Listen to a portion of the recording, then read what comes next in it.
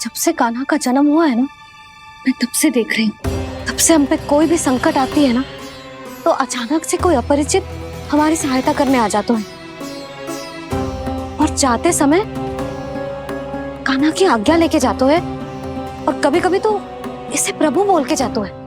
बाबा संभालो।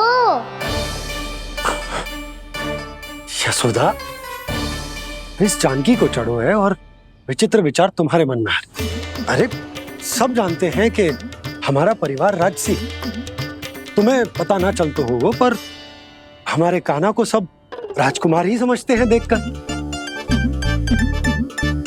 इसीलिए उसे सम्मान देने के लिए सब ऐसा ही करते हैं, और कोई बात ना है।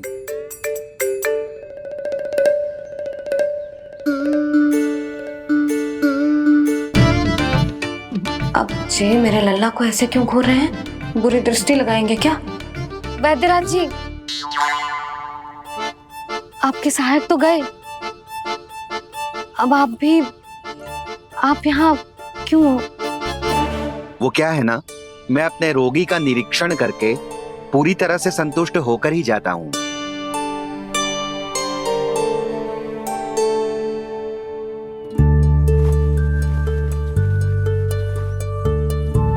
हाँ, संकेत तो अच्छे हैं, कल सुबह तक बिल्कुल ठीक हो जाएगी। धन्यवाद वैद्य जी।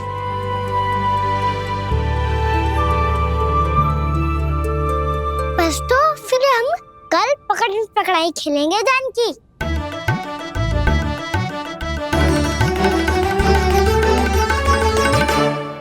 भानु, बंसी, जाकर उस क्षेत्र के चारों ओर बाड़ बनवा दो और वहां सूचना पट्ट भी लगा देना, ताकि जानकी के साथ जो हुआ है वो किसी और के साथ ना हो। शीघ्र जाओ। जी ठीक है।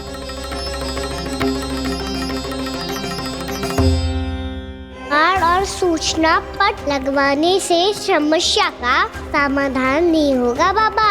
निर्दोष पशु सूचना पट देख कर भी कुछ समझ नहीं पाएंगे।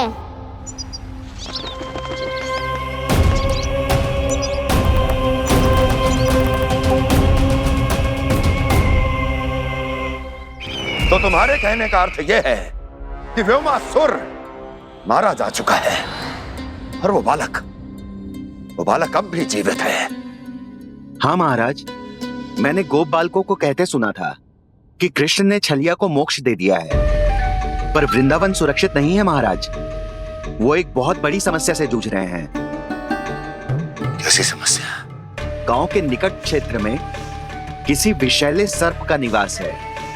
उसके विष का प्रभाव इतना भयानक है महाराज, जैसे विष ना हो, स्वयं हलाहल हो। मेरी कोई भी औषधि रोगी का उपचार नहीं कर पा रही थी। निकट के क्षेत्र में कहाँ है वो सर्प? गोप मानते हैं कि वो सर्प गांव के निकट यमुना नदी के जल में रहता है। मुझे तो लगता है महाराज, ये कालिया नाग की कथा कोई किंवदंती या लोक श्रुति नहीं, एक सच्चाई है, एक विषैली सच्चाई।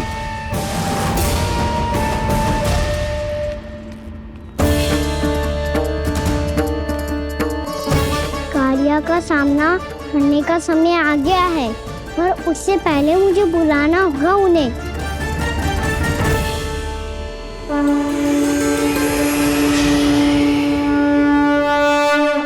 संसार के दारुण भय का नाश करने वाले, सभी कष्टों का हरण करने वाले, विश्व का समस्त ऐश्वर्य प्रदान करने वाले, कमल जैसे लोचन, मुख और चरणों वाले आजानुभूत श्री राम को मैं बार बार नमस्कार करता हूँ। आपदामपहर्तारं दातारं सर्व संपदाम लोकाभिरामं श्री रामं भूयो भूयो नमाम्यहम्।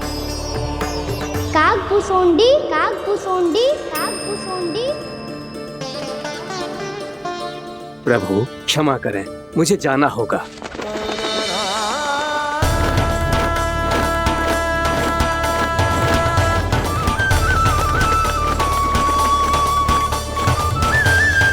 प्रणाम प्रभु।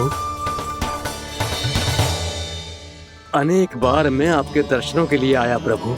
कभी नंद भवन के झरोखों से आपके दर्शन करके चला जाता था, तो कभी दूर किसी वृक्ष की आड़ से आपको निहार लिया करता था। आज आपने स्वयं मुझे बुलाकर धन्य कर दिया प्रभु।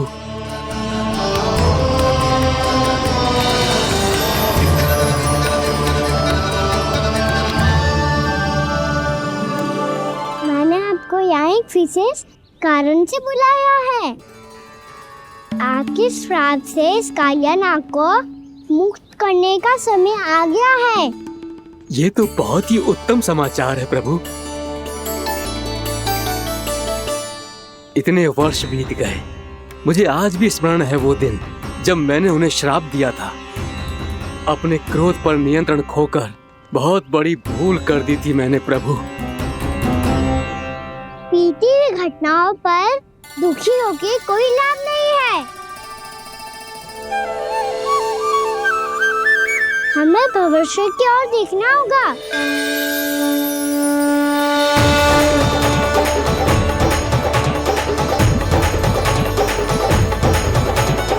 आदेश कीजिए प्रभु, क्या आज्ञा है आपकी? जब मैं कालिया नाग का सामना करने जाऊं, तो आप यही रहेगा। आपको अपने आप पता चल जाएगा कि कब क्या करना है। और हाँ, लौटते जाते समय नारद मुनि से कहिएगा, वो आकर मुझसे भेंट करे। अवश्य प्रभु, प्रणाम। क्या इसने सच्ची में देवर्षि नारद को बुलाया है? नारायण नारायण, आपको संदेश भेजने की आवश्यकता नहीं थी। आप स्मरण करते और मैं चला आता। तुम्हारा कल्याण हो नारद।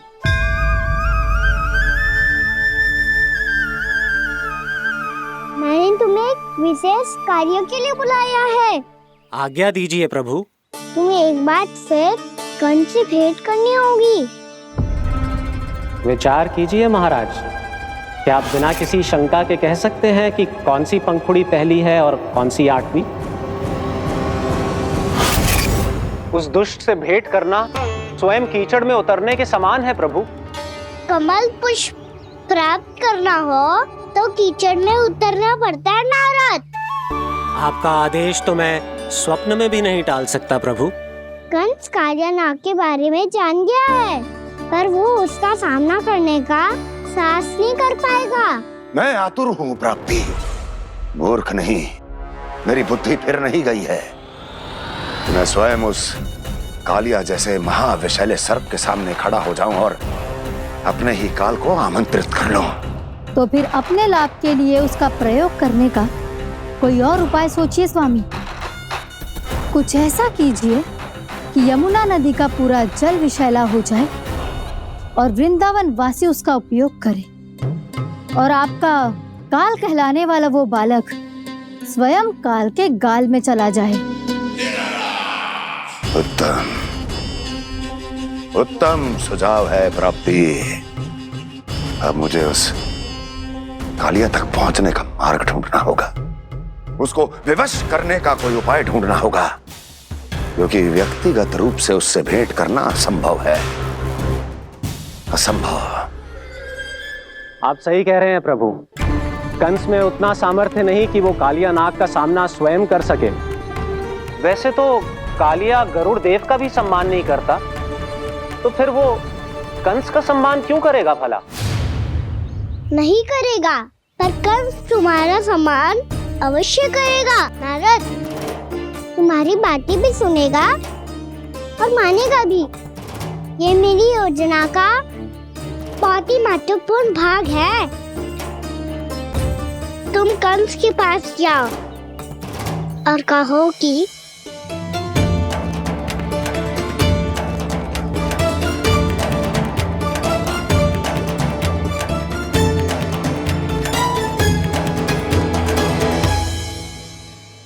संतान अपने माता पिता को तीर्थ का सौभाग्य दिलाती, और मेरा लल्ला कितना महान कि उसने हमारे घर को ही तीर्थ बना दिया।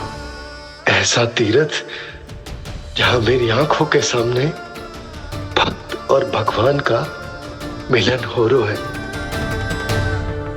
जो आज्ञा प्रभु।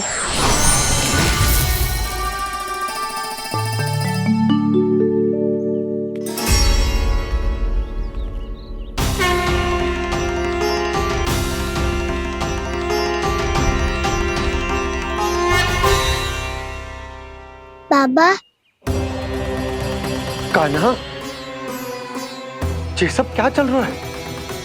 पहले काग भुसुंडी जी और फिर जे नारद जी। क्या योजना बना रहे हो तुम?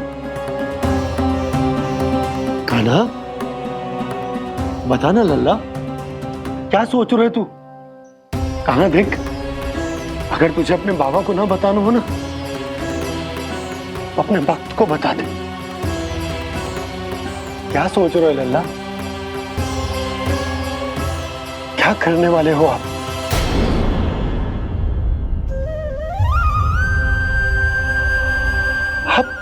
आप इतने दुखी क्यों हो? कान्हा, कान्हा, क्या होगा? क्योंकि मुझे आभास हो गया है बाबा, समय आने वाला है। कौन सा समय आने वाला है लल्ला? इसीलिए सब कुछ बदलने वाला है। भैया को मेरा सत्य पता चल जाएगा बाबा।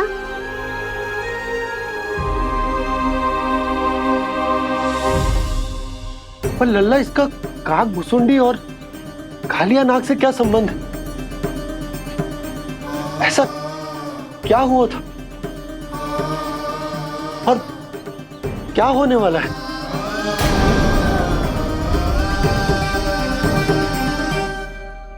जो होने वाला है बाबा, उसका संबंध उससे है जो सैकड़ों वर्ष पहले हुआ था। महर्षि भृगु के एक वंशज थे, वेद शिरोमुनि, जो विंध्याचल की पहाड़ियों में साधना कर रहे थे। तभी वहाँ अश्वशिरा नाम के एक दूसरे मुनि आमंत्रण के बिना ही आ गए। कितना सुंदर और शांतिपूर्ण आश्रम है। यहाँ प्रभु की साधना करने में बहुत आनंद आएगा। शीघ्र ही अश्वशिरा मुनि उपस्थिति के कारण होने वाले व्यवधान से बाध्य होकर वेद शिरा मुनि ने अपनी आंखें खोली। कौन हो तुम और यहाँ क्या कर रहे हो? आपके आश्रम में बहुत शांति है मुनिवर। साधना करने के लिए बहुत ही उत्तम स्थान है ये। मैं चाहता हूँ कि मैं भी यहाँ। आप यहाँ साधना करना चाहते हैं, लेकिन इतना भी नहीं जानते कि किसी के आश्रम में प्रवेश करने से पहले उसकी आज्ञा लेनी चाहिए। आप ये भी नहीं जानते कि यदि कोई यज्ञ कर रहा हो तो बिना अनुमति के वहाँ प्रवेश करने से उसकी यज्ञ साधना भंग हो सकती है। आप क्या साधना करेंगे मुनि? आप तो साधना के योग्य ही नहीं हैं। इतना अपमान! एक मुनि के मुख से इतने कड़वे शब्द शोभा नहीं देते। मैं तुम्हें श्राप देता हूँ, जितनी विषैली तुम्हारी जिह्वा है उतने ही विषैले सर्प बन जाओ तुम। और ऐसा सर्प जो सांस भी ले तो निकट का वातावरण दूषित हो जाए। तुम्हारे इस दुस्साहस के लिए मैं तुम्हें श्राप देता हूँ कि तुम अभी इसी क्षण कौवा बन जाओ, और ऐसा कौवा जो कांव कांव करके अनर्गल प्रलाप करता रहे।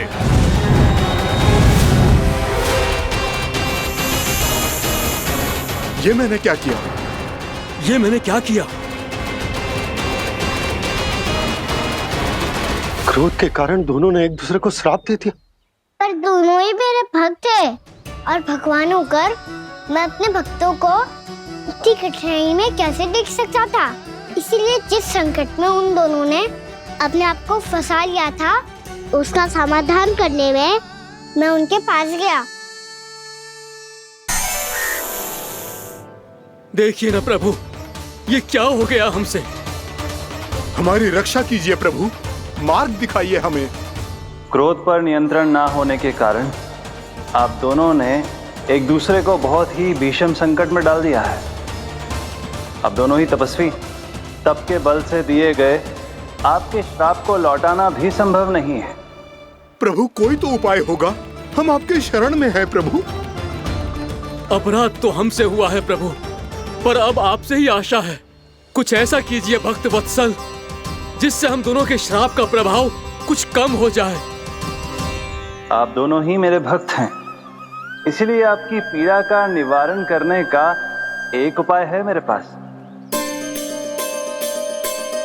वेद शिरोमुनि, जब आप कालिया नाग बनेंगे तो आपको मेरे चरणों को अपने शीश पर धारण करने का सौभाग्य मिलेगा।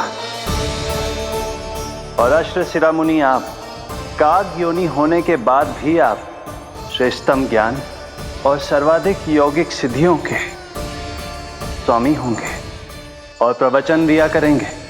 इसके बाद अश्वशिरा मुनि काकभूषुंडी बन गए, जिन्होंने आगे चलकर स्वयं गरुड़ देव को रामायण सुनाई।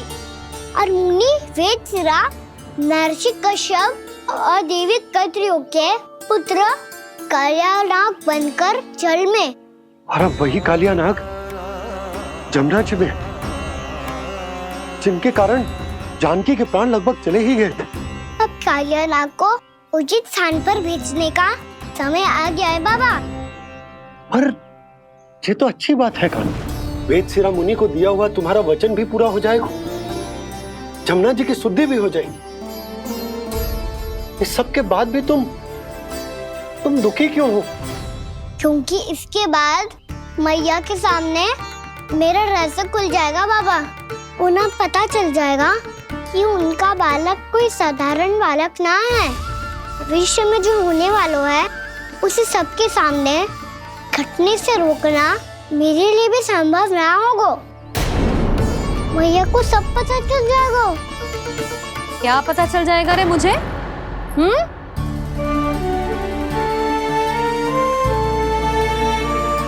यही कि सबसे अधिक प्रेम मैं आपसे ही करता हूँ। अब बस भी कर, चलो भोजन के लिए बुलाने आई थी तुम दोनों को। भूखा थोड़े ना रहने दूंगी अपने लल्ला को, मेरा लल्ला दुर्बल हो जाएगा ना। आप खिलाओगे तो ही खाऊंगा। हाँ ठीक है, मैं ही खिलाऊंगी। अब चल, आओ जी चल।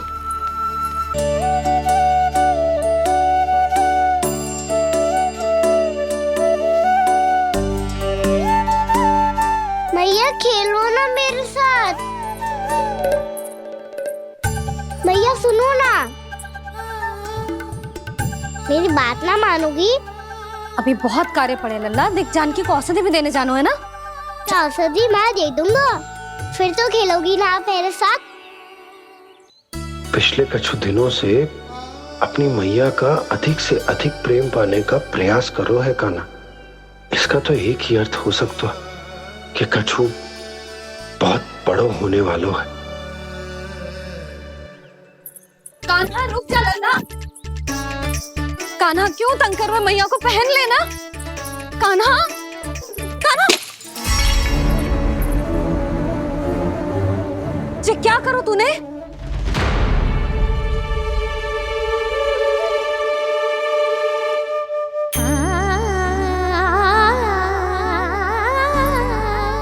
अच्छा ठीक है, अब मुंह लटकाने की आवश्यकता ना है। ये ले।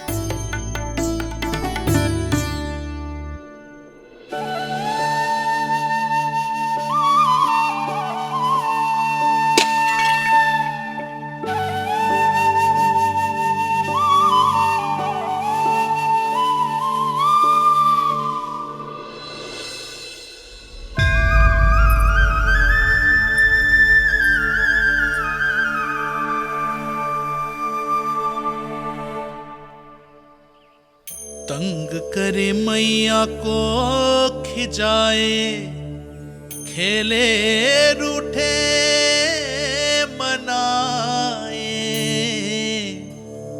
लीला अनोखी करके शरारत, कान्हा दंड भी पाए।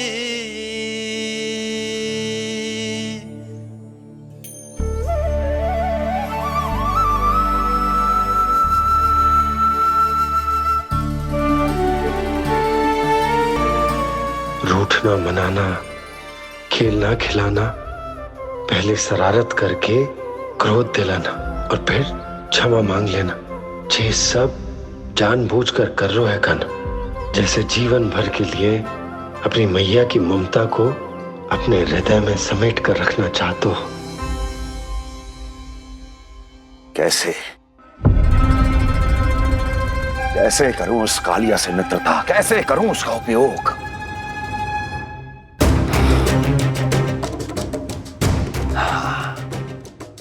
उस पर आक्रमण कर देता और उसे किसी ना किसी तरह से यह विश्वास दिला देता हूं कि यह आक्रमण उस विष्णु अवतार ने किया है। फिर वो क्रोध में आकर सारे वृंदावन वासियों को अपने विष से समाप्त कर देगा। उचित है, ये उचित है। नारायण हरि, नारायण हरि।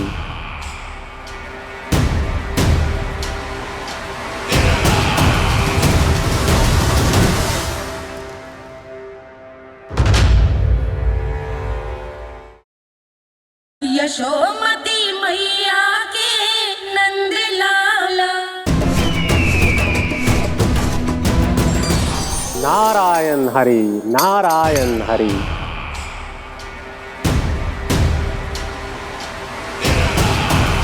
प्रणाम देवर्षि। किस योजना में कितना लाभ है और कितनी हानि, यह आंकलन करते करते थक गए होंगे मथुरा नरेश। देवर्षि, आज मेरा ध्यान कैसे आ गया आपको? आप तो सदैव ही मेरे ध्यान में रहते हैं महाराज कंस। सत्य तो यह है कि मथुरा में जो भी हो रहा है मुझसे छिपा हुआ नहीं है। मैं जानता हूं कि आप किसी भी असुर को वृंदावन क्यों ना भेजें, और वो असुर कितना भी शक्तिशाली क्यों ना हो, कृष्ण का सामना नहीं कर पाता।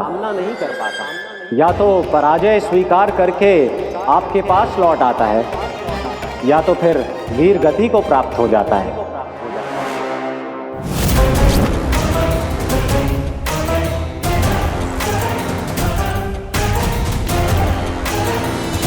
वाह, मुझे मेरी असफलताएं स्मरण कराने आए हैं, मेरे घाव को खुरेदने आए हैं, उन पे नमक छिड़कने आए हैं।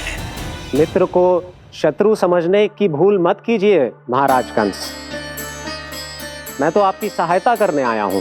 हाँ, और मेरी सहायता। कृष्ण विष्णु अवतार है, आप विष्णु के भक्त हैं। मैं हूं विष्णु द्रोही, फिर भी तो आपके आराध्य को हानि पहुंचाना चाहता है, उसकी सहायता करना चाहते हैं आप। क्या आप निश्चित रूप से कह सकते हैं कि आप ब्रह्मांड के सभी नियमों को अच्छी तरह समझते हैं? अवश्य। आपके लिए बस इतना ही जानना पर्याप्त होगा कि मैं जो कुछ भी कर रहा हूं उसके लिए मेरे व्यक्तिगत कारण हैं। मैं तो बस आपके हित में पिछली बार की तरह एक सुझाव लेके आया था, पर यदि आप मेरा सुझाव सुनना भी नहीं चाहते तो आपकी इच्छा। नारायण हरि, नारायण हरि। कारण चाहे जो हो, इनके पिछले सुझाव के कारण ही आज मेरे शत्रुओं की संख्या कम है।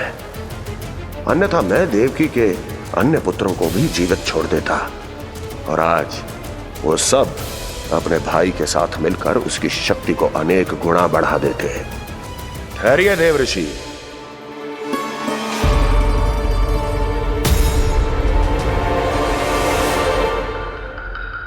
बताइए क्या सुझाव है आपके पास? मेरे सुझाव का नाम है कालिया नाग।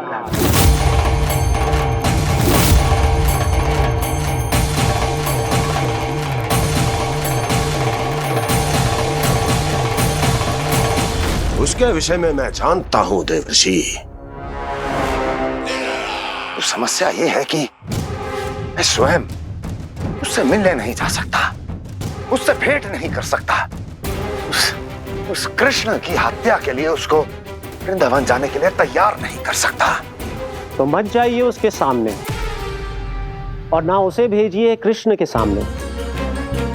हर बार आप किसी न किसी असुर को अपने शत्रु के क्षेत्र में भेजते हैं, जहां शत्रु उसका सामना करने के लिए पूरी तरह से तैयार होता है और आपका असुर मारा जाता है। इस बार शत्रु को युद्ध स्थल चुनने का अवसर मत दीजिए महाराज। इस बार योजना का जाल ऐसे बुनिए कि कृष्ण स्वयं उसके पास जाने के लिए विवश हो जाए। कालिया नाग स्वयं काल है, मृत्यु का दूसरा नाम है। उसके विष का उपयोग अपने लाभ के लिए कीजिए महाराज। वैसे कालिया के विष की अधिकता का अनुमान तो होगा ही आपको।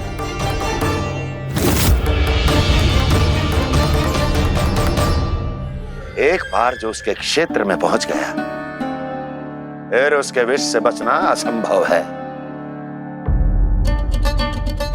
उचित सुझाव है देवर्षि, उचित सुझाव है। देवर्षि, उस छलिया विष्णु की भक्ति करते करते आप भी उसके रंग ढंग सीख गए हैं। उचित है। उचित है।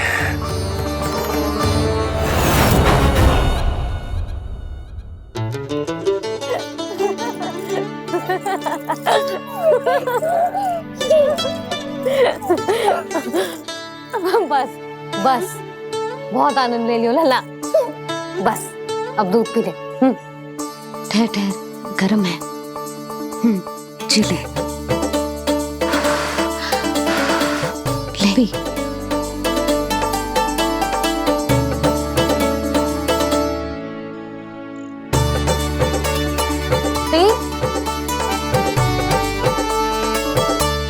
मैं ना होती तो ना जाने क्या होता तेरा। अपने आप दूध भी ना पी सकते है, भावना कहीं का। आपकी इस प्रेम के लिए तो मैं धरती पे आया हूँ मैया। मैं भी यही सोच रहा हूँ यशोदा कि तुम ना होती तो मेरा क्या होता। इसी बात पे थोड़ा दूध और कजू खाने को दे दो। अरे मैं तो भूल ही गई। तनिक ठहर जाओ जी, जे दूध पी लेना तो आपके लिए भी कछु ले आती हूँ।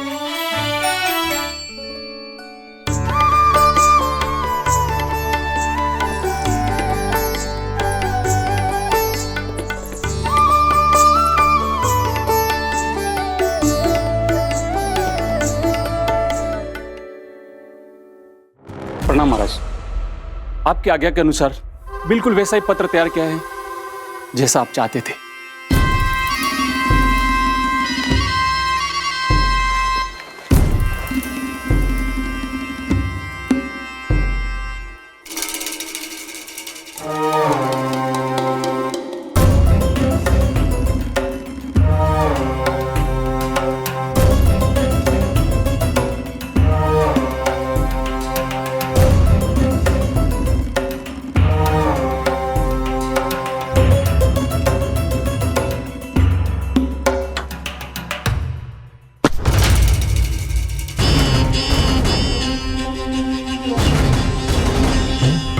कृष्ण जन्म से लेकर आज तक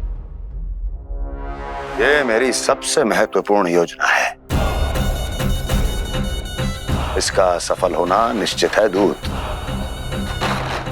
किंतु केवल वही करना जैसा मैंने कहा है। जाओ।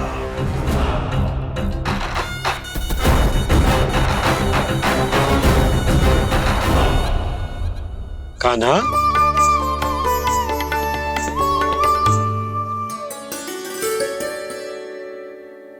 क्या होगा? बाबा मैं चाहता हूँ कि मैया की ममता क्रिस्टल फ्रेम की वर्षा मुझ पे सरते ऐसे होते रहे। वो तो होती रहेगी लल्ला। अपने लल्ला के लिए किसी मैया का प्रेम कभी कम हो सकता है भला? नंदराज, वो मथुरा से एक दूत आयो है महाराज कंस का राजपत्र लेके।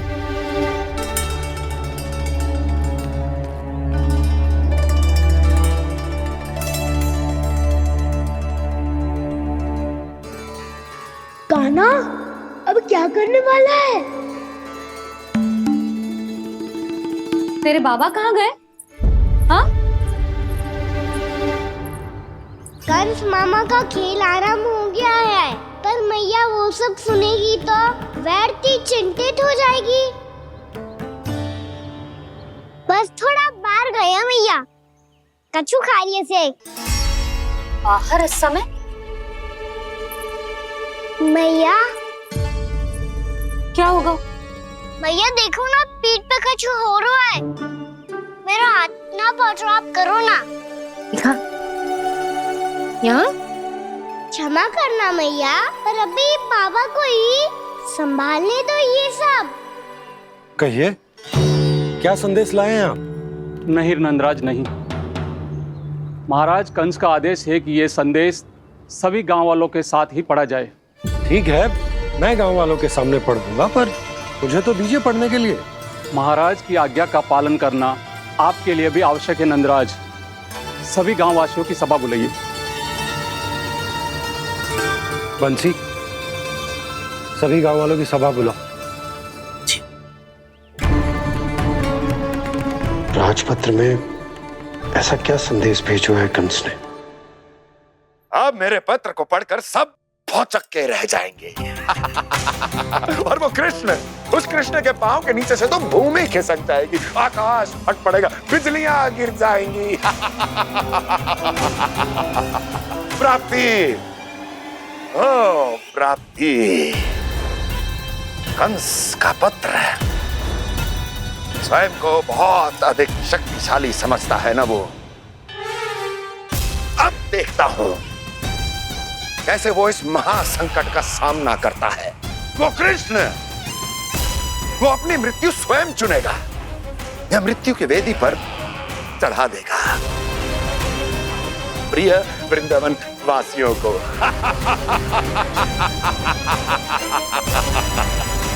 अब आएगा आनंद प्राप्ति, अब आएगा आनंद। सबको इकट्ठा करवा के ही पढ़वाएगो।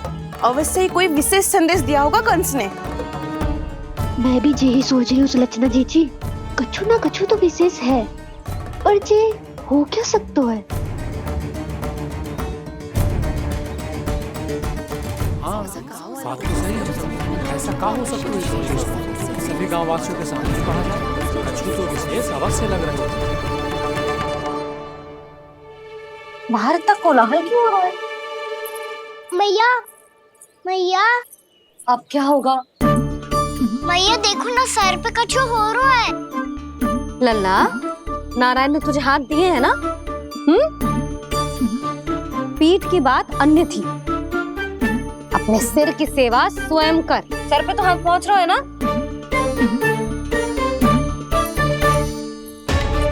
मैया सुनो ना, मैया देखो ना, तीव्र कर कछु हो रहा है। मैया देखो ना, तीव्र कछु हो रहा है।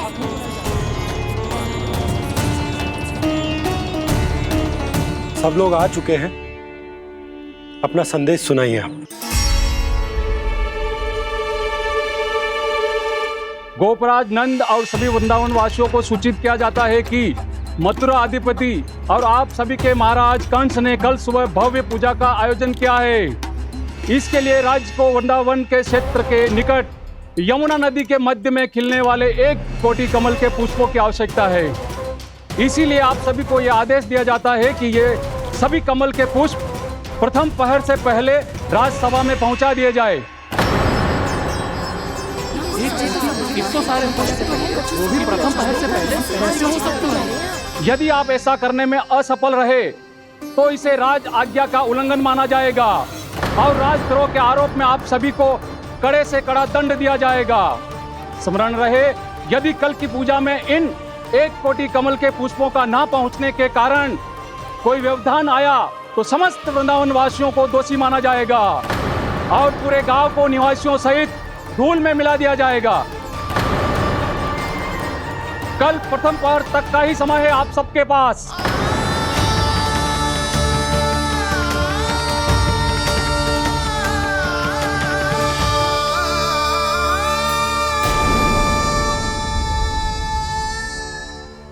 कमल पुष्प, वो भी कल प्रथम प्रहर में? ऐसे कैसे संभव है? और कोई साधारण पुष्प ना, यमुना नदी के मध्य खिलने वाले विशेष कमल के फूल चाहिए उन्हें।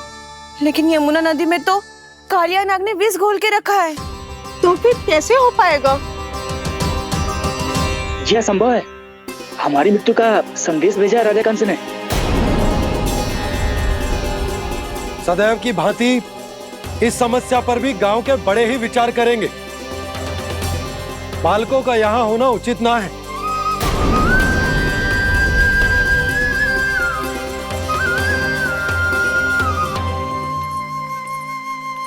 लल्ला, ले जे गेंद ले, जा अपने सखाओं के साथ खेल। सुबल उज्जवल मधुमंगल वसंता, देखो मैया ने क्या दिया है। चलो खेलें, बहुत आनंद आएगा आज।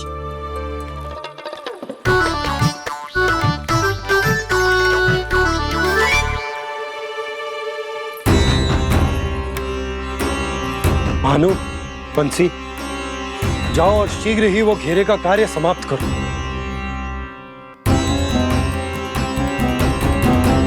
पर कछु ना कछु तो करना पड़ेगा ना। पर हम कर ही क्या सकते हैं? पुष्प लाने को और कोई उपाय है भी तो ना। मैं चला जाऊंगा जमुना जी में। वैसे भी मेरे जीवन के कितने दिन शेष बचे हैं। गांव के लिए, समाज के लिए कुछ करके मरूं, तभी तो शांति मिलेगी। ना काका, यदि आप उस विषैले जल में छलांग लगा भी दोगे, किंतु 1 कोटि कमल पुष्प एकत्रित कर पाना आपके लिए संभव ना है। इससे अच्छा है कि मैं चला जाऊं। यदि मैं मर भी गया तो मेरे पीछे रोने वाला कोई ना है। किसी को कहीं जाने की आवश्यकता ना है। गोप नरेश होने के नाते ये मेरा कर्तव्य है कि मैं आप सबकी रक्षा करूं। नंदराज, आपको जाना है तो जाओ। हरिया, काका, भैया सब चले जाओ। लेकिन आपको पता है वहाँ का जल कितना विषैला है। आप लोग एक क्षण भी जीवित नहीं रह पाओगे। फिर कैसे इकट्ठा करेंगे 1 कोटि कमल पुष्प? आप बात तो सही कह रही हैं शांति। उस दुष्ट कंस ने ऐसी मांग रख के हम सबको फंसा दी। हम में से कोई भी क्यों ना चला जाए और इस संकट का समाधान ना निकले को। कान्हा, बताना कौन सा खेल खेलें? गेंद पकड़ खेलते हैं। पर एक बात सुन लो सब, कोई भी तीव्र गति से ना फेंकेगा गेंद को। भैया ने फ्रेम बनाई है मेरे लिए। सब तैयार हो? हाँ।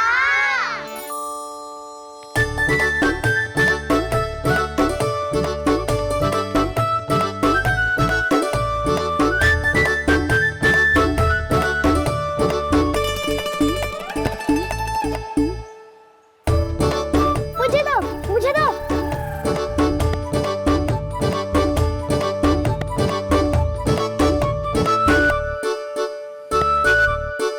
मुझे दो, मुझे दो।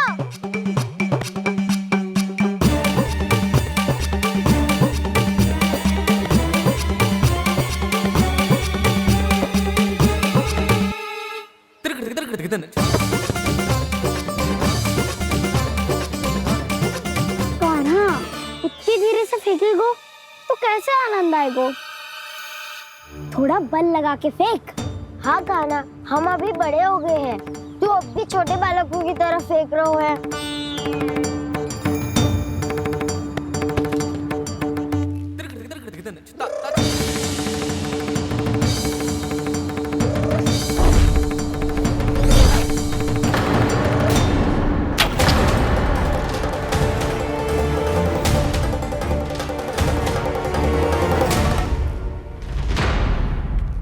दीदी जी क्या करो कान्हा? गेंद तो डूब गई।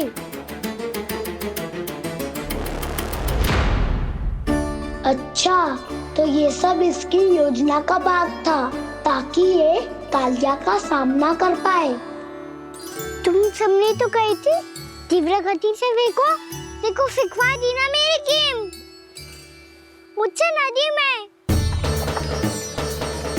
अब मुझे जाके लानी पड़ेगी। रुक जा कान्हा, रुक जा कान्हा। जी क्या बोल रहे थे कान्हा? इसमें तो बहुत संकट है। कोई भी संकट मेरी मैया का उपहार खोने से बड़ा ना है। बहुत प्रेम से बना के उन्होंने दी थी। हे नारायण, कोई उपाय समझ में ना आ रहा है। भैया, हम कैसे करेंगे हम अपने गांव की रक्षा? कीड़े पड़ेंगे उस दुष्ट को। यदि उसके कारण किसी के प्राण चले गए तो कौन सा फल मिलेगा उसे इस पूजा का? तुम सही कह रही हो यशोदा।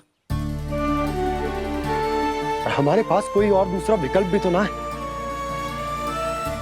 यदि हमने मथुरा की राज आज्ञा का पालन ना किया तो इसका दुष्परिणाम पूरे गांव को भुगतना पड़ेगा।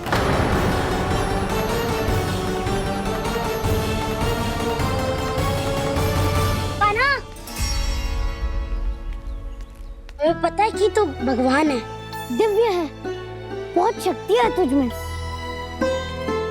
पर फिर भी हम तुझे विषैले जल में ना जाने दे सकते। कुछ होगा तो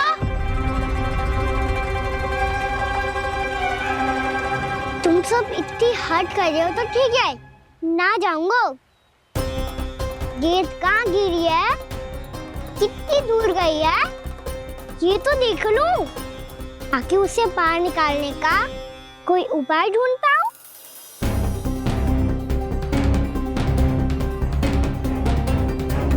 हाँ।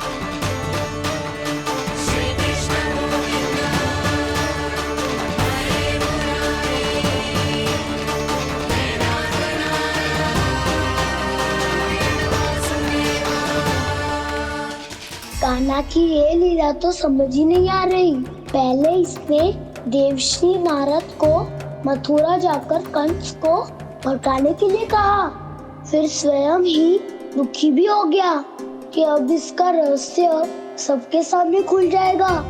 और अभी स्वयं ही तो इसने कहा था कि गेट बहुत महत्वपूर्ण है, फिर स्वयं ही उसे नदी के विषैले जल में फेंक दिया।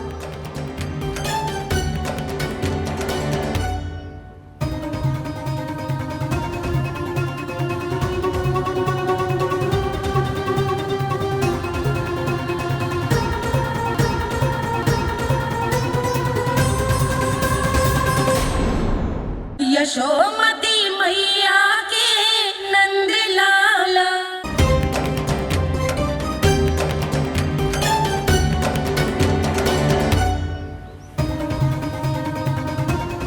कान्हा तू ऊपर क्यों चढ़ रहा है? अरे ऊंचाई से देखूंगा तभी तो गेंद दिखेगी।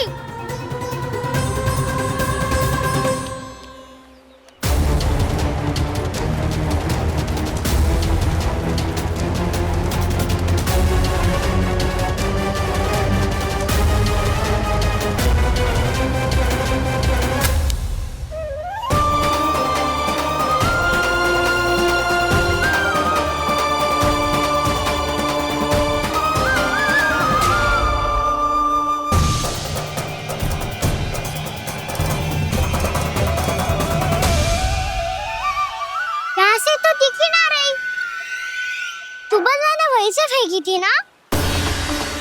ना वहाँ से फेंकी थी। कहाँ से? नहीं ना वहाँ से। समझ ना आ रहा, ठीक बताना कहाँ से फेंकी थी?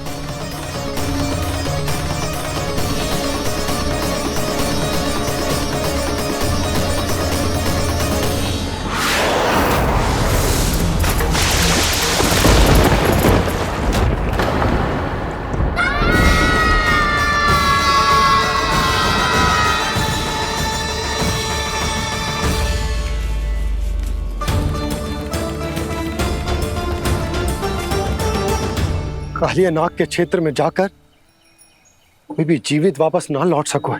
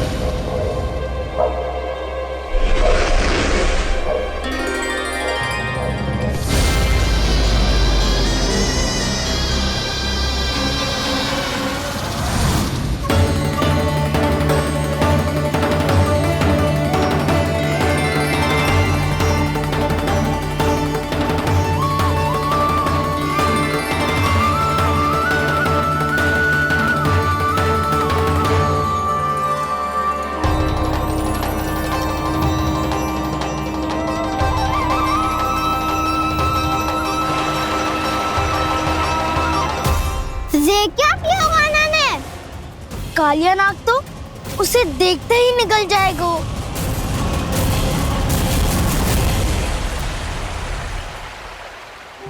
आरंभ से अब तक सब कुछ उसकी लीला का ही भाग था।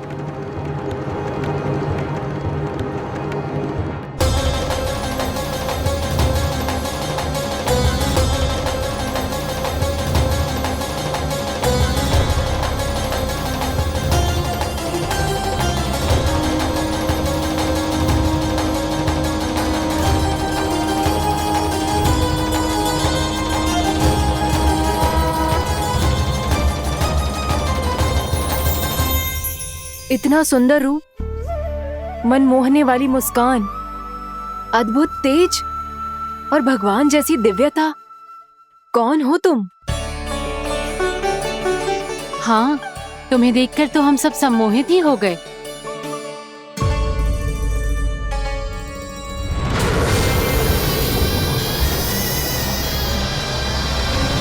तुम जो भी हो बालक, वापस लौट जाओ।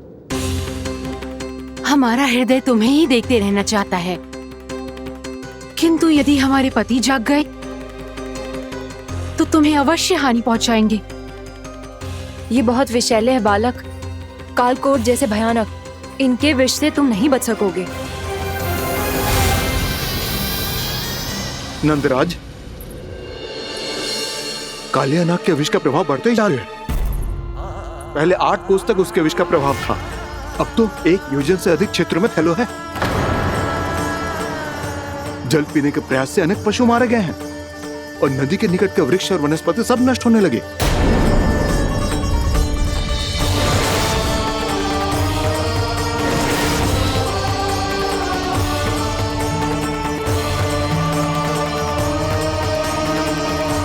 इनके विष की तीव्रता इतनी अधिक है बालक कि इनके संपर्क में आने वाले को तड़पने का भी अवसर नहीं मिलता।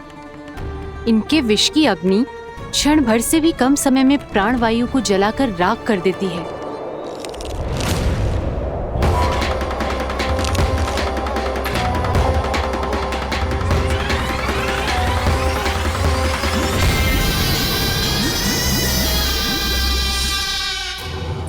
तब तो समस्या और भी गंभीर हो जाएगी।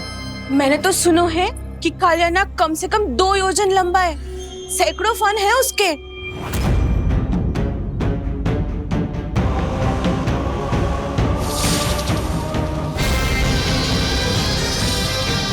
इसका अर्थ तो ये है कि हम दोनों ओर से फंस गए। एक और कंस को 1 कोटि कमल पुष्प देने जो कि कालिया नाग के क्षेत्र में पड़ते हैं, और दूसरी ओर उस कालिया नाग का विष यमुना जी के क्षेत्र में बढ़ता ही जा रहा। इसके कारण हम ही नहीं, निर्दोष पशु पक्षी भी संकट में। इन दोनों समस्याओं का एक ही समाधान है, उस कालिया नाग का सामना करना। और ये ना समझ आ रहा कि हम ये करेंगे कैसे, क्योंकि ये बात साधारण मनुष्य के बस की ना है। हमारे लिए ये असंभव है।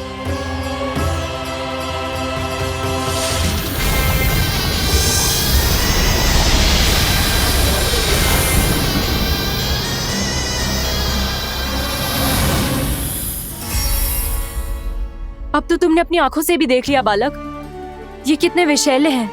नींद में भी विष उगलते हैं।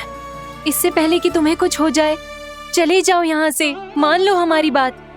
आप सब मुझे जानती भी नहीं और फिर भी मेरी इतनी चिंता कर रही हैं आप। माँ की ममता भेदभाव नहीं जानती। तुम भी किसी के पुत्र हो और हम सब भी माँ हैं। एक माँ को हर बालक में अपनी ही संतान दिखाई देती है, इसलिए हम तुमसे विनती करते हैं, वापस चले जाओ, बचा लो अपने प्राण। मेरी चिंता मत कीजिए, मुझे कुछ नहीं होगा। होगा, अनर्थ होगा यदि ये उठ गए तो।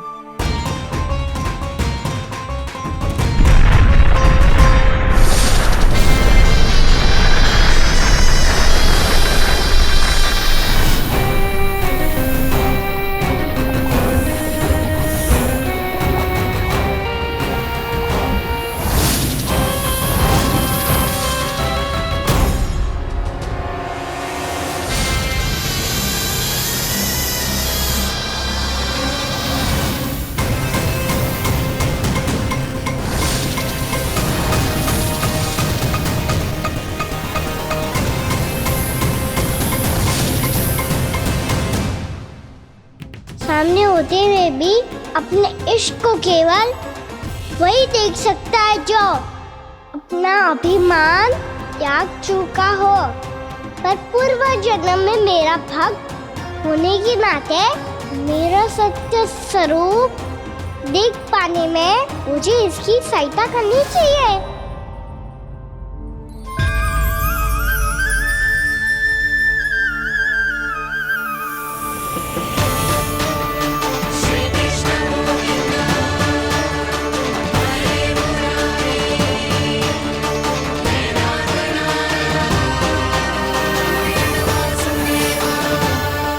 देखो हमारा छोटा सा कान्हा कैसे डट के खड़ा हुआ है, इतने विशालकाय, इतने महाभयंकर सबके सामने।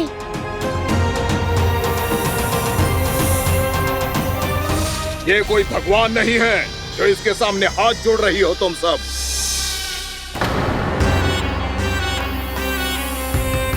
एक सामान्य साधारण बालक है ये, जो ये तक नहीं जानता कि इसके सामने है इसका काल, कालिया। तू कौन है बालक? मेरे इतने निकट आकर भी तू जीवित कैसे है? मेरी नहीं, अपनी चिंता करो कालिया। बहुत मनमानी कर ली तुमने। अब बस मैं तुम्हें रोकना हूँ। अब बस मैं तुम्हें रोकना हूँ। मैं तुम्हें रोकना हूँ। बित्ते भर का है तू, मेरे विष के बारे में जानता ही क्या है? और कहता है मुझे रोकने आया है। किससे? किससे रोकना चाहता है तू मुझे? मुझे क्रोध दिलाने की भूल मत कर बालक। अपनी फुंकार से ही तेरी इस मुस्कुराहट को अंतिम मुस्कुराहट बना सकता हूं मैं। शीघ्र बता, कौन है तू और किसने भेजा है तुझे? तुम्हें आवाज दी है कि अपनी पुकारों से तुम कितना विष भूल चुके हो। पवित्र यमुना नदी को कितना दूषित कर दिया तुमने। और यही नहीं, तुम्हारे कारण निकट के जीव जंतुओं, वृक्ष, वनस्पतियों सबको हानि पहुंच रही है। तो क्या? मुझे उससे क्या? मुझे है आपत्ति है मुझे तुम्हारे इस व्यवहार से, और इसीलिए तुम्हें यहाँ से जाना होगा, यहाँ से जाना होगा।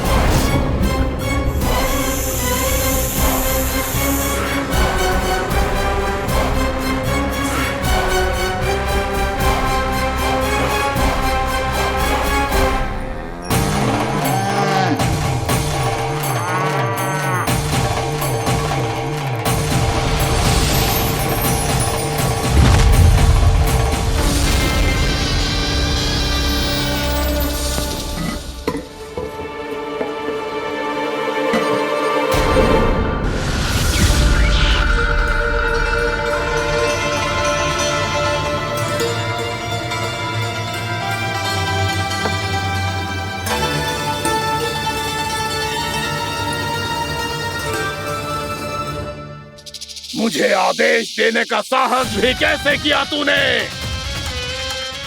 इस क्षेत्र को मैंने अपना राज्य बनाया है, मेरा परिवार रहता है यहाँ, और तू मुझे यहाँ से जाने के लिए कह रहा है? हाँ, क्योंकि तुम्हारे यहाँ रहने के कारण अन्य जीवों को हानि हो रही है, और मैं ऐसा नहीं होने दे सकता। मैं तो बस वही कर रहा हूँ जो एक सर्प का स्वभाव है। विष फैलाना स्वाभाविक है मेरे लिए, इसलिए मुझे चुनौती मत दे बालक। चुनौती तो मैं दे चुका हूँ कालिया। अब तो बस तुम्हें स्वीकार करनी है।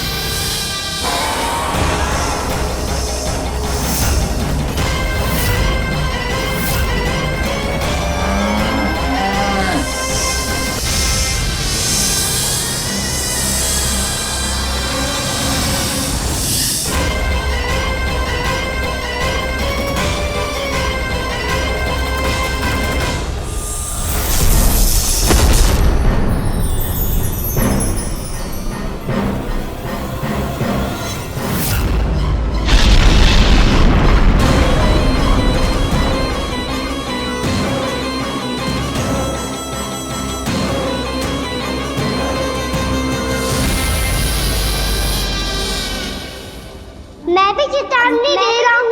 यहाँ से चले जाओ। अपनी भूल को पहचानो कालिया। तुम जो कर रहे हो अनुचित है।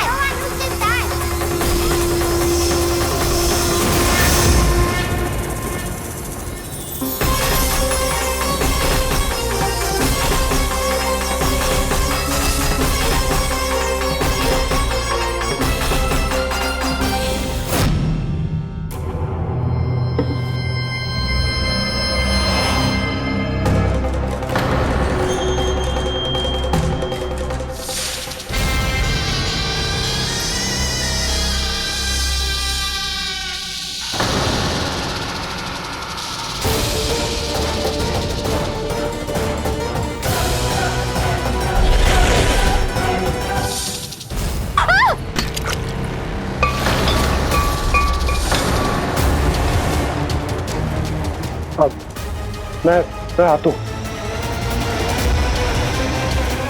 क्या हो गया सुधा? मुझे आवाज हो रहा है जी, कछु ना कछु गड़बड़ है। यशोदा, जो समस्या हमारे सामने है, हम सभी उसका समाधान खोजने में जुटे। तुम विश्वास करो, मैं कोई ना कोई समाधान अवश्य ढूंढ लूंगा। हम कैसे भी करके वो कमल के पुष्प उस कंस तक पहुंचा देंगे।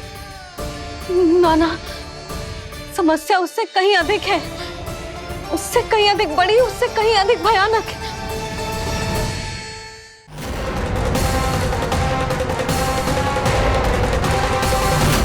विस्की ये बूंद से ही सबके प्राण चले जाते हैं। इसने तो विस्की धारियां फेंकी है खाना पे। कान्हा कैसे बच्चे को अधिक विष से?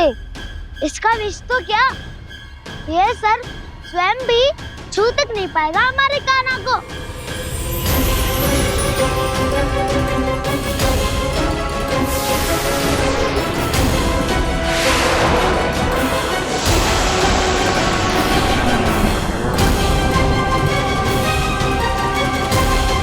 तुम्हारे सखा को, मेरे भाई को कोई हानि नहीं पहुंचा पाएगा। ये कान्हा का सत्य चाहे जो हो बलराम, पर अभी तो जो एक बालक ही है ना।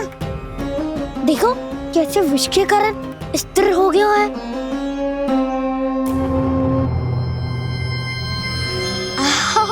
हाउ सर्फ ने कितनी आसानी से अपनी पूंछ से बांध लिया है। मुझे यहाँ से भगाना चाहता था ना तू? अब मैं तुझे दिखाऊंगा अपना सामर्थ्य। ये मूर्ख किसे बांधना चाहता है अपनी पूंछ में? उन्हें जिनका विस्तार सारे ब्रह्मांड में है, या उन्हें जो स्वयं अनंत है? पर देवराज, प्रभु ऐसा करने ही क्यों दे रहे हैं कालिया को? आप सब भूल रहे हैं देवगण। कालिया पूर्व जन्म में प्रभु का बहुत बड़ा भक्त था। उसी भक्ति का फल मिल रहा है अब इसे। वैसे भी भक्तों के मन का भाव सबल हो तो भगवान तो सहज ही बंध जाते हैं।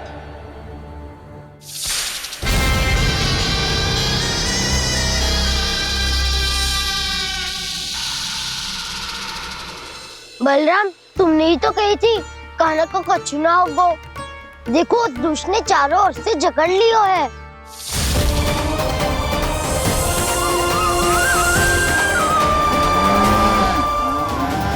ये क्या कह रही हो तुम?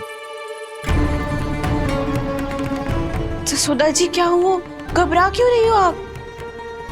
सुलक्षणा, मुझे आभास हो रहा है कुछ बहुत बड़ी अनहोनी हो गई है। नंदराज, नंदराज, नंदराज!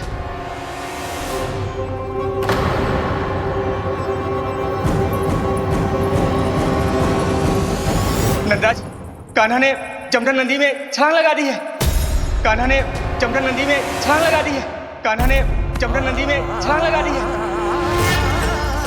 कान्हा जमुना में कूद गया है। मुझे लगा था आज कछु गड़बड़ होने वाली है। मुझे आज कान्हा को ना जाने देना चाहिए था।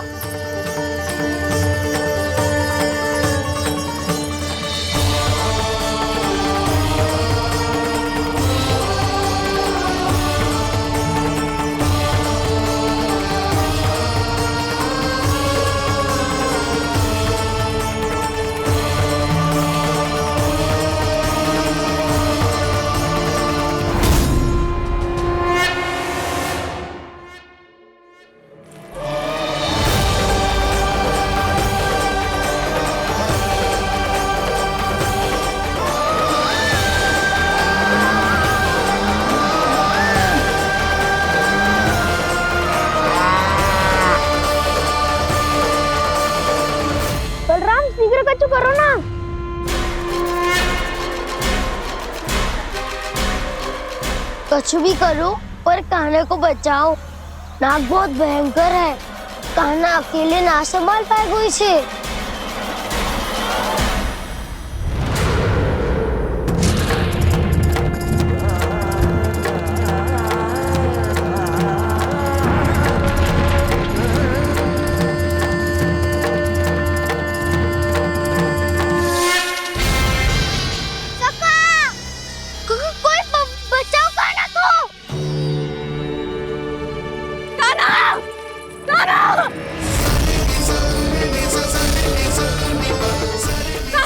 यशोदा, यशोदा रुको। छोड़ दो मुझे, छोड़ दो मुझे। रुक जीजी, संभालो, बावली हो गई क्या? जीजी संभालो। कान्हा, कान्हा।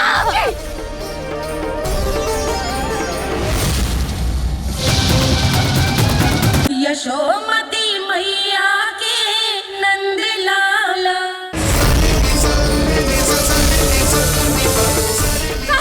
यशोदा, यशोदा रुको। छोड़ दो मुझे, छोड़ दो मुझे। रुक जीजी, संभालो, बावली हो गई क्या? जीजी संभालो। कान्हा, कान्हा। देखो अब कैसे तुम्हारे अस्थियों को तोड़कर छोटे छोटे टुकड़ों में बदल दूंगा मैं।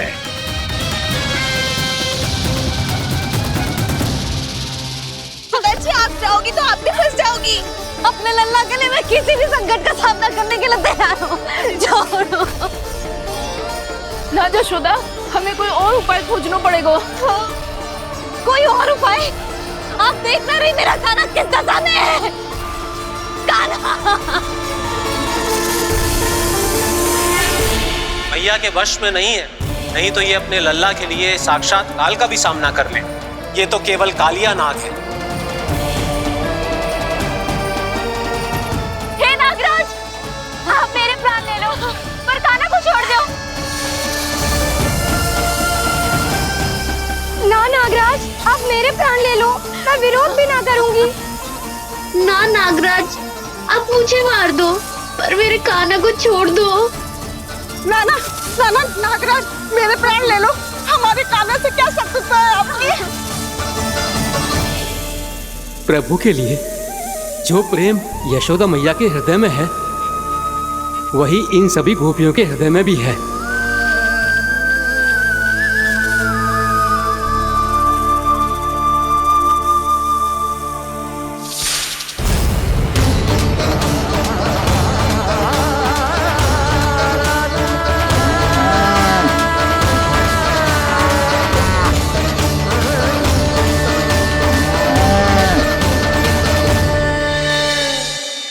यशोदा, यशोदा, देखो इन गोप गोपियों को, इन गैयाओं को, इन सब के मन में भी तुम्हारी भांति ही ममता भरी हुई। वो सब भी कान्हा से उतना ही प्रेम और स्नेह करती है, उतनी ही ममता से भरी हुई है जितनी कि तुम। तो तुम ही सोचो, जिसके साथ इतनी ममता और इतना स्नेह, इतना प्रेम, उसका कोई क्या कर सकता है? उस कालिया नाग का विष इस सब आशीर्वादों के सामने कछु न है। कछु करो जी,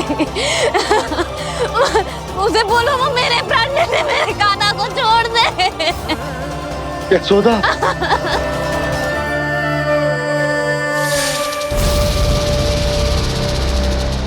केवल इन्हीं में नहीं देवराज, नाग पत्नियों के हृदय में भी ममता का वही प्रेम उमड़ रहा है।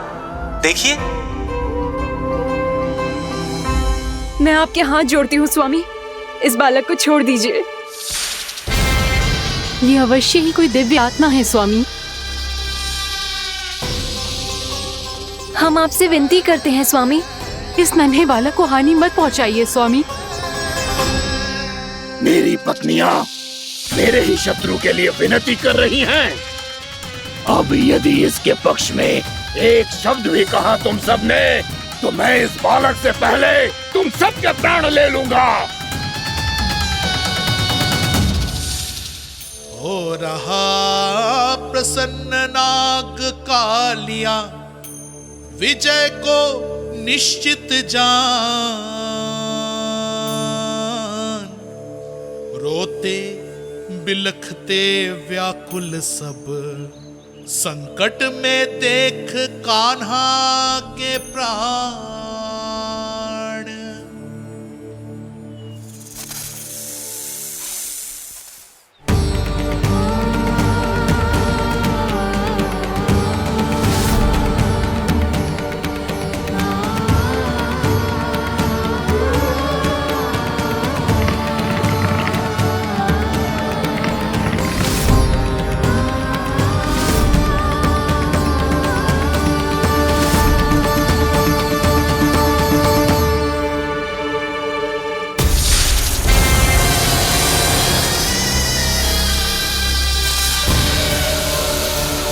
कुछ करो जी, मेरे लल्ला को बचा लो, कोई तो कुछ करो।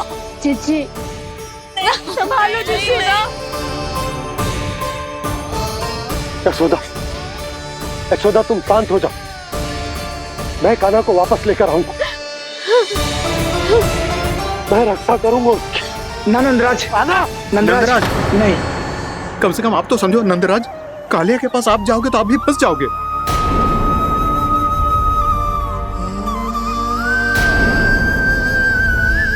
बलराम, तेरा भाई इतनी भीषण संकट में है और तुझे जरा भी दुख ना हो रहा? क्या आप सब अब तक नहीं समझ पाए कि कान्हा सच में कौन है?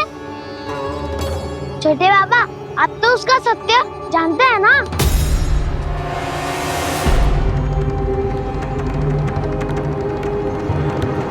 मानता हूँ कि आप सब कान्हा के रहस्य के बारे में नहीं जानते, पर क्या उसके जन्म से आज तक घटी एक से बढ़कर एक विचित्र घटनाओं को भी भूल गए हैं आप सब? भूल गए हैं कि कैसी पूतना जैसी राक्षसी उसका कुछ बिगाड़ नहीं पाई, कैसे तरनावती जैसा भयानक राक्षस उसे एक खरोच भी नहीं दे पाया था।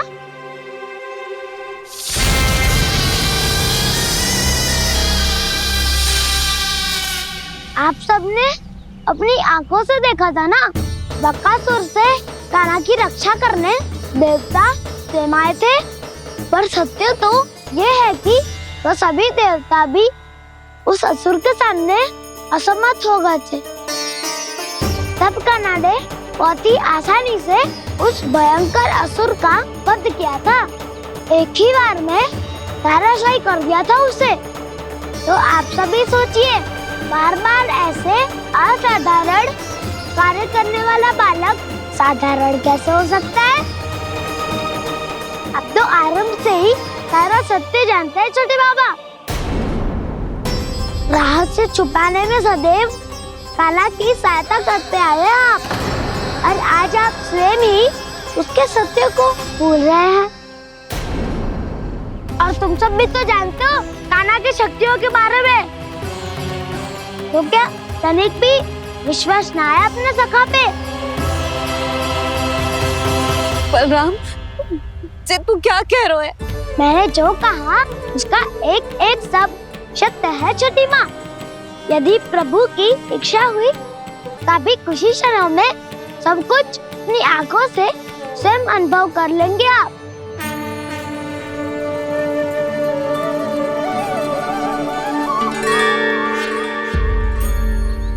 शांताकारं भुजगशयनं पद्मनाभं सुरेशं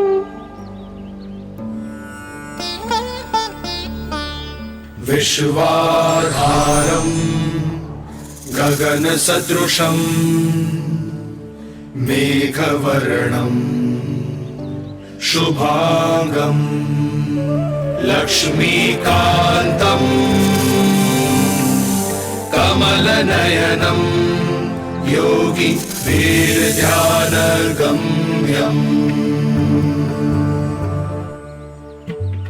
वन्दे विष्णुं भवभयहरं सर्वलोकैकनाथम्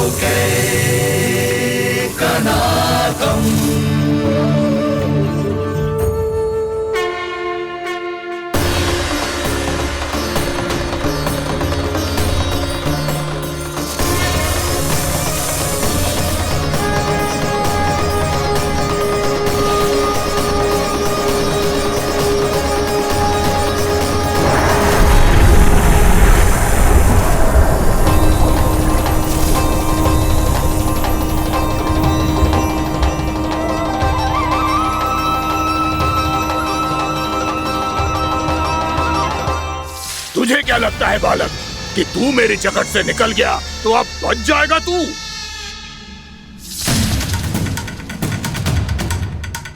मेरे विष से अपनी प्राण रक्षा करने में सफल रहा, मेरी जगत से भी छूट गया, पर मेरे दंश से नहीं बच पाएगा।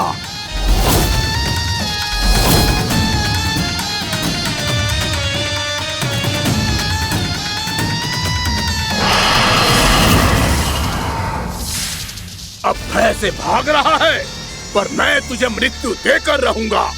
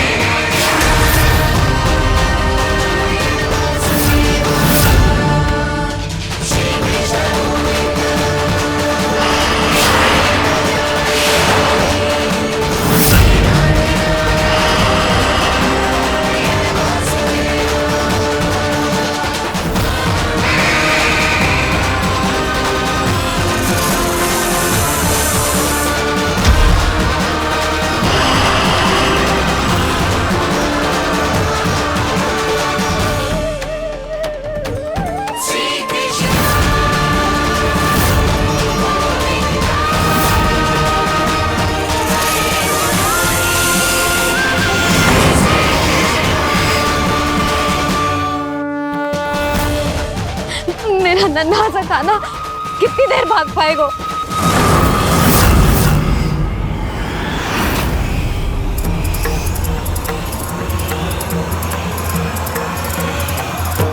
और कितनी प्रतीक्षा करोगे मेरी भक्त कालिया? भक्त नहीं, काल हूं मैं तेरा।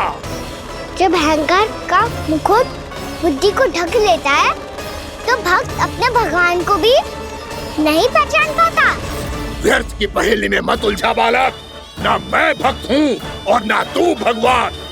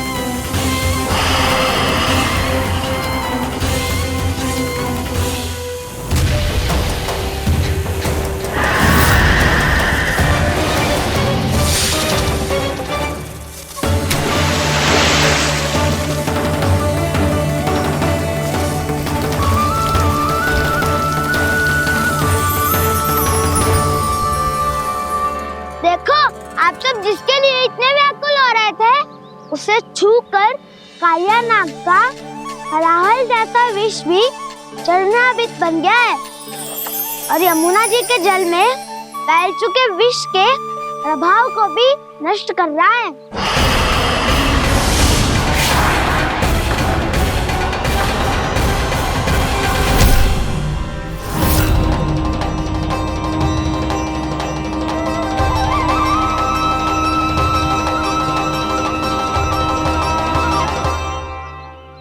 धर्म रक्षक, अधर्म विनाशक प्रभु श्री कृष्ण का कौशल सचमुच आदित्य है। नारायण नारायण।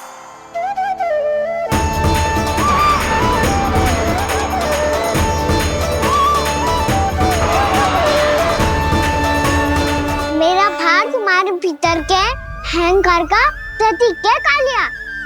अब तुम्हारा अहंकार, तुम्हारा अर्पण मेरे पाँव के नीचे है और तुम्हारी पूंछ अर्थात तुम्हारे प्राण मेरे हाथ में। अब तुम क्या करोगे भक्त?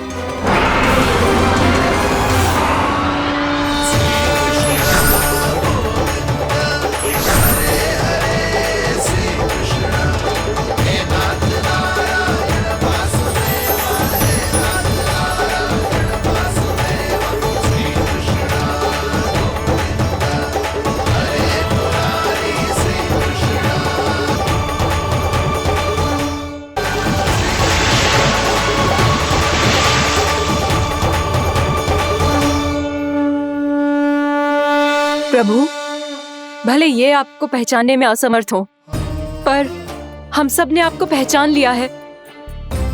हाँ प्रभु, एक भक्त होने के नाते और एक अर्धांगिनी और माँ होने के नाते मैं आपसे इनके प्राणों की भिक्षा मांगती हूँ। अपनी कृपा दिखाइए और इन्हें क्षमा कर दीजिए। आपके लिए मित्र और शत्रु में कोई अंतर नहीं प्रभु। उसी तरह आपकी कृपा और दंड में भी कोई अंतर नहीं। दोनों दया ही तो हैं, अकारण ही किसी को प्राप्त नहीं होती। हमें विश्वास है कि हमारे पति को मिला ये दंड कोई अभिशाप नहीं है, आपका वरदान है। ये सत्य है प्रभु कि इनसे बहुत से पाप हुए हैं। इनके विष से बहुत सारे जीव जंतु को हानि पहुंची है, पर अब आपके चरण इनके शीश पर पड़ गए हैं। ऐसी कृपा तो बड़े बड़े महान महात्माओं को भी दुर्लभ है, और इन्हें प्राप्त हुआ तो अवश्य ही ये किसी महान पुण्य का ही फल है। हे प्रभु, उन्हीं पुण्य कर्मों की शक्ति का आह्वान कर मैं आपसे विनती करती हूँ, इन्हें प्राणदान दीजिए। मैं अपने इस भक्त को क्षमा अवश्य करूंगी देवियों, यदि ये अपने अहंकार को त्याग कर मुझे पहचान ले तो।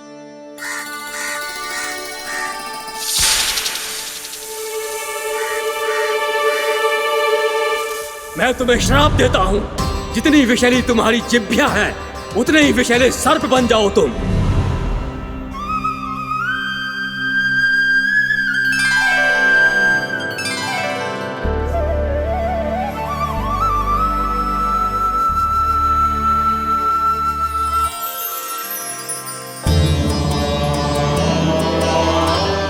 नारायण, मुझे क्षमा कीजिए नारायण।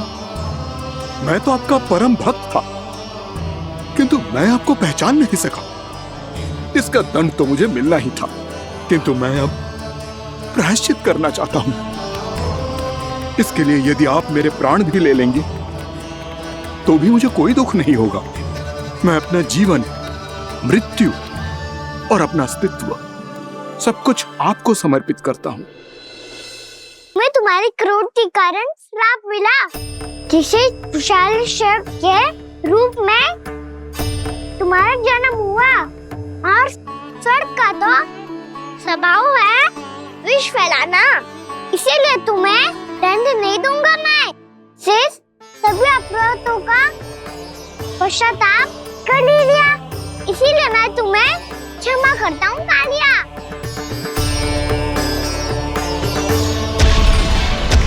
पर तुम्हें यहाँ से दूर समुद्र के बीच जाकर रहना होगा, जहाँ किसी निर्दोष का जीवन तुम्हारे विष से प्रभावित ना हो। मैं चाहकर भी आपकी इस आज्ञा का पालन नहीं कर सकता। मैं असमर्थ हूँ प्रभु, क्योंकि यदि मैं इस क्षेत्र को छोड़कर गया तो मेरी मृत्यु निश्चित है। आपसे क्या छुपा है प्रभु? आप तो जानते हैं कि सर्प जाति और आपके वाहन गरुड़ के बीच अनंत शत्रुता चल रही है, जिसका प्रारंभ नागों के द्वीप नागालय से हुआ था। उस द्वीप पर छोटे जीवों को निगल जाने के लिए सर्प थे, और गरुड़ को सर्पों का स्वाद बहुत प्रिय था, इसलिए वो बार बार नागद्वीप जाने लगा था। पर इस कारण पूरी सर्प जाति उससे आतंकित हो गई थी। इसलिए जब भी गरुड़ वहां पहुंचता तो सभी सर्प छिप कांपने लगते। जब गरुड़ को इसका आभास हुआ तो उसे बड़ा क्रोध आया और वो उत्तेजना में भरकर सर्पों का शिकार करने लगा। भूख ना होने पर भी उन्हें मारने लगा। अब सर्पों के प्राण हरना उसके लिए खेल बन गया था। इस भीषण समस्या का समाधान ढूंढने के लिए पूरी सर्प जाति महान सर्प वासुकी के सामने इकट्ठी हुई। हे महान वासुकी, हमारी सहायता कीजिए। नागद्वीप पर गरुड़ ने आतंक मचा दिया है। पहले तो वो हमें अपना भोजन बनाता था, लेकिन अब हम उसके खेल का साधन बन चुके हैं। भूख हो या ना हो, जब तब आकर वो हमारे प्राण हर लेता है। अनुचित हिंसा के इस प्रथा का आरंभ सर्पों ने ही किया है। पहले आप सबने पूरे द्वीप पर अधिकार कर लिया, फिर आहार के साथ साथ आनंद के लिए भी आप सभी ने निर्दोष जीवों की हत्या की। और जब सृष्टि का संतुलन बनाए रखने के लिए गरुड़ आपको अपना आहार बनाने आया, तो आप सब अपने प्राणों की रक्षा के लिए छिपने लगे। तो फिर गरुड़ का उत्तेजित होना तो स्वाभाविक ही था। नागनाथ, जो हमने अन्य जीवों के साथ किया वही अब हमारे साथ हो रहा है, परंतु ये भी तो सृष्टि के संतुलन के विरुद्ध ही है ना? अवश्य है, इसलिए मैं गरुड़ से चर्चा करूंगा। धन्यवाद प्रभु।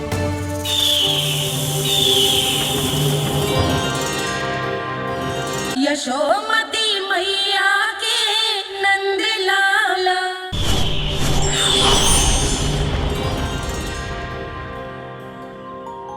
श्री नारायण के वाहन पक्षीराज गरुड़, मैं संपूर्ण सर्प जाति की ओर से आपसे एक निवेदन करने आया हूँ। कहिए, क्या कहना चाहते हैं आप? हे पक्षीराज, यदि आप हम पर ऐसे ही आक्रमण करते रहे तो शीघ्र ही हमारी प्रजाति समाप्त हो जाएगी। इसीलिए हमारी आपसे विनती है, यदि आप उचित समझें तो सर्पों के किसी एक घर से हम आपको एक सर्प प्रतिदिन अर्पित करेंगे। आप उसको आहार बनाइए और अन्य सर्पों को जीवित रहने का अधिकार दीजिए। मुझे स्वीकार है। तब से प्रतिदिन किसी एक घर से एक सर्प गरुड़ के भोजन के लिए भेजा जाने लगा। समय के साथ मेरे घर की भी बारी आई, परंतु मैंने एक बहुत बड़ी भूल कर दी। समय आ गया है स्वामी, आज गरुड़ के आहार के लिए इसे चुना गया है। कौन है यह गरुड़ और क्यों दूं मैं इसे कोई भेंट? स्वामी, सभी सर्प राज्यों और गरुड़ के बीच में यही समझौता हुआ है, हमें इसका सम्मान करना ही होगा। मैंने कोई समझौता नहीं किया, मैंने कोई वचन नहीं दिया और ना ही मैं किसी गरुड़ से भयभीत होता हूँ। यदि इस राज्य में किसी को सर्पों को अपना आहार बनाने का अधिकार है तो वो केवल मुझे है। अब से गरुड़ को दी जाने वाली हर भेंट मुझे दी जाएगी, महाविषधारी महान नागराज कालिया को। यह और कुछ नहीं, मेरा अभिमान था प्रभु, और ये मेरे इस जन्म की सबसे बड़ी भूल थी, क्योंकि फिर जब गरुड़ को इस बारे में पता चला तो। कालिया, अभिमान में आकर तूने अपने काल को ललकारा है। जिस कालिया के नाम में ही काल छिपा है, तू उसे ललकारने का दुस्साहस कर रहा है गरुड़। स्वयं को भगवान विष्णु का वाहन कहता है, तो वाहन का ही कर्म कर। स्मरण रख, इस धरती के सर्वश्रेष्ठ योद्धाओं के लिए भी मैं मृत्यु का दूत हूँ। विनाश काले विपरीत बुद्धि, तुझ जैसे मूर्ख सदा इस युक्ति को सार्थक करते आए हैं। अपने विनाश को आमंत्रण किया है तो अब भोग।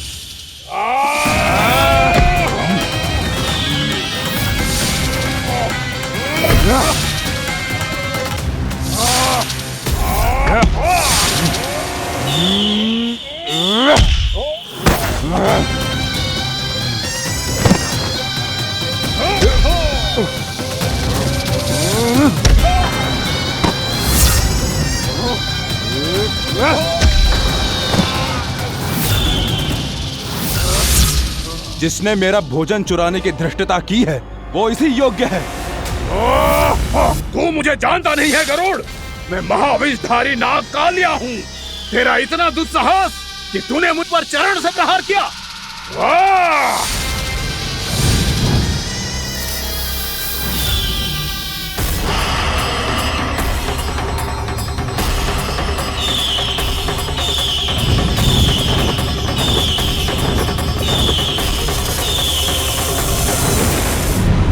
मैं अपने अभिमान में भूल गया था कि गरुड़ मुझसे कहीं अधिक शक्तिशाली है।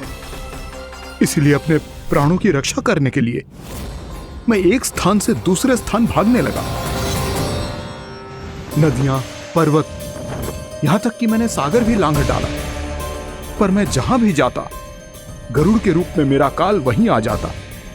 इसीलिए मृत्यु की आशंका से भयभीत होकर मैं अपने बड़े भाई मां कद्रु के प्रथम पुत्र अनंत शेषनाग से राय लेने चला गया। भैया, मैं यहां आपसे आपकी सहायता लेने आया हूं। मेरी एक छोटी सी भूल के कारण यह गरुड़ मेरा पीछा कर रहा है। मुझे हर समय हर स्थान पे ढूंढते रहता है।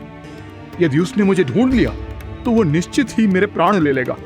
मुझे कोई ऐसा स्थान बताइए जहां मैं अपनी पत्नी और अपनी संतानों के साथ शांति से रह सकूं। तुम यमुना नदी के किनारे वृंदावन क्षेत्र में जाके वास करो कालिया। गरुड़ वहां प्रवेश नहीं कर सकता, क्योंकि उसे ऋषि सोबरी का श्राप मिला हुआ है।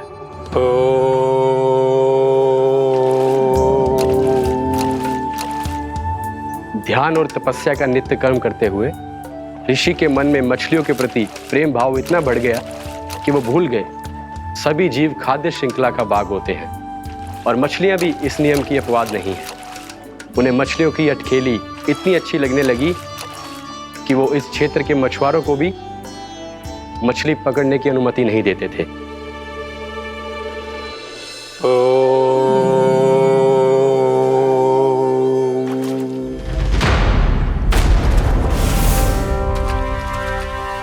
उस दिन वो उस पक्षी को नहीं रोक पाए, पर तब से सावधान रहने लगे।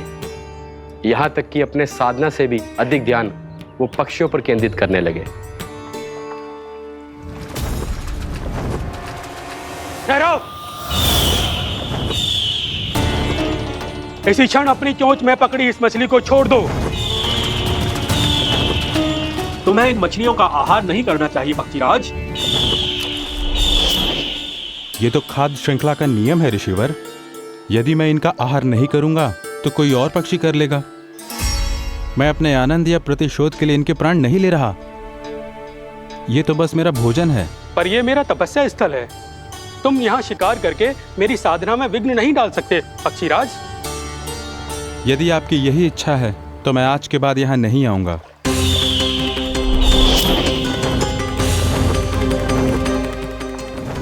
पर आज ये मछली मेरे आहार के रूप में पकड़ी जा चुकी है।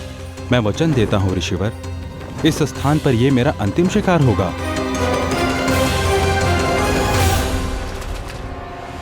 आज के बाद यदि तुमने वृंदावन की निकट उड़ान भी भरी तो तुम सैकड़ों टुकड़ों में फटकर मारे जाओगे पक्षीराज। ये मेरा श्राप है।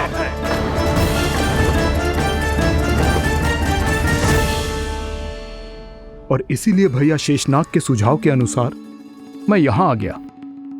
पर अब यदि मैं कहीं और जाऊंगा तो मेरे प्राण नहीं बचेंगे प्रभु। डिस्टेंट रहो कालिया। अब से गरुड़ तुम्हें कोई हानि नहीं पहुंचाएगा। अब तुम्हारे फनों पर मेरी पक्षिंग बन गए कालिया। इसीलिए अब से तुम्हें गरुड़ से कोई भय नहीं होगा। निश्चिंत होकर अपने परिवार के साथ गहरे समुद्र में चले जाओ और सुख से शांति से निवास करो। पर ध्यान रहे निर्दोष जीवों को हानि ना पहुंचे। आपने मुझे जीवन दान दे दिया प्रभु। इस उपकार से मैं कृतज्ञ हूँ प्रभु। आदेश दीजिए, मैं आपकी सेवा कैसे करूं? तुम्हारे जल क्षेत्र से 1 कोटि कमल पुष्पों को लेने की अनुमति दे दो कालिया। यह मेरी सेवा होगी। प्रभु, ये तो मेरा सौभाग्य होगा।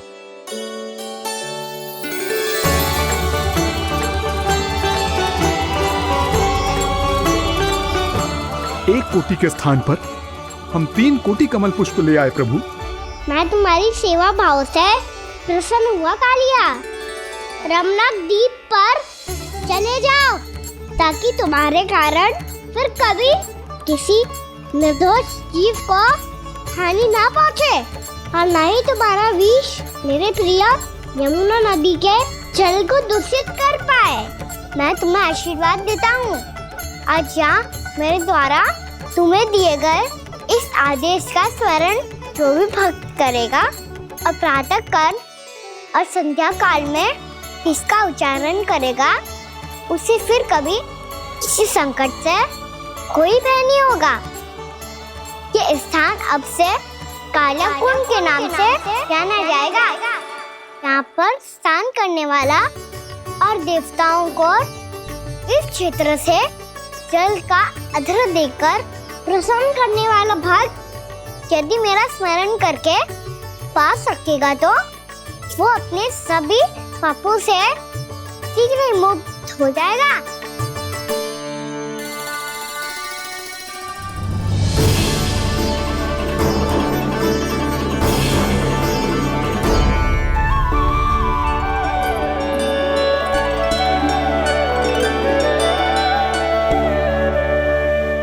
कौन है जी भगवान जिसने अभी अभी कालिया जैसे विशाल विस्तर का सामना किया? क्या एक साधारण बालक जो शीत की अधिकता से ठिठुर रहा है? क्या करूं? मैं लल्ला को ममता के आंचल में छुपा लूं या भक्त बनकर प्रभु की लीला देखती रहूं? क्या करूं मैं? कितना ठंडा था जल, बहुत सर्दी लग रही है। सर्दी से तड़पते हुए कैसे देखूं इसे? अभी जाके अपने पल्लू से सुखाती हूँ, हृदय से लगा के स्नेह की आंच दूंगी तो सर्दी पल भर में छूमंतर हो जाएगी।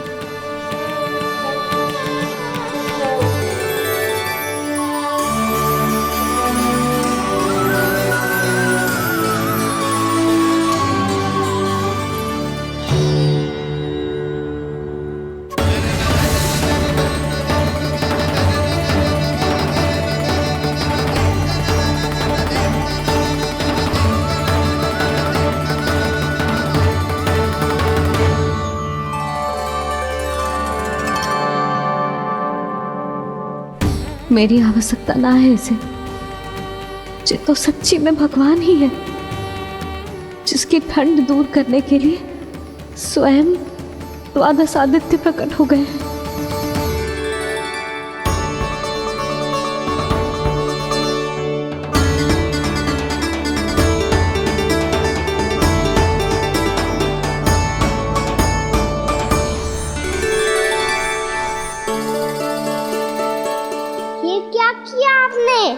मैया मुझे अपने हृदय से लगाने वाली थी कि आप सब प्रकट हो गए। क्षमा कीजिए प्रभु, पर आपको भीगा हुआ देखकर, ठंड से ठिठुरता हुआ देखकर हमसे रहा नहीं गया। हम अपने वश में नहीं थे प्रभु। भक्ति से भावुक होकर हम प्रकट होने पर विवश हो गए थे। हमारी किरणें जैसे स्वयं ही फूट पड़ी और दौड़ पड़ी आपको सुखाने के लिए।